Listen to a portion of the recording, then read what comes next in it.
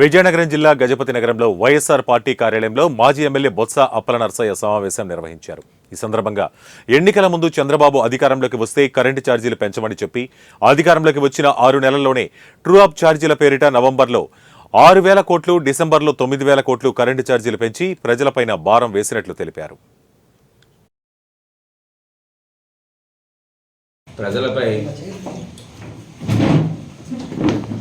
Current ఛార్జీలు ఉన్న మోయవేల భాగాన్ని ఈరోజు మోపుతుంది. ఎన్నికల ముందు మేము అధికారంలోకి వస్తే ప్రజలకు ఏ విధమైన భారం లేకుండా కరెంటు ఛార్జీలు పెంచబోము,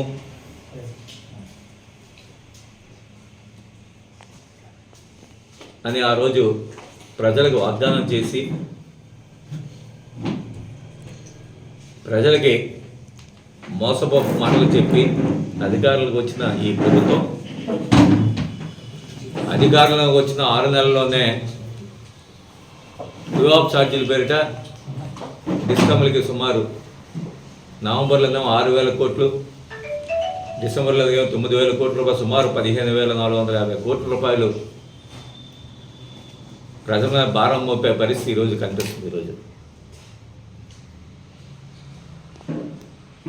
అందుకే మా నాయకుడు జగన్మోహన్ రెడ్డి గారు ఈరోజు వాళ్ళు చేసిన మోసానికి ప్రజలకు తెలియజేయాలని, ప్రజల తరపున పోరాటం చేయాలనే ఆలోచనతోనే రేపు 27వ తారీఖున ప్రతి నియోజకవర్గ హెడ్ క్వార్టర్లో ఉన్న ఈ రాష్ట్రంలో ఉన్న నియోజకవర్గాలన్నింటిలో కూడా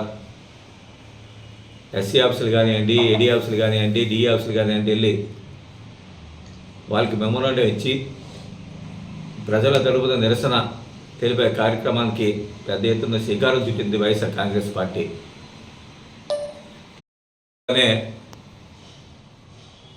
మరి రేపు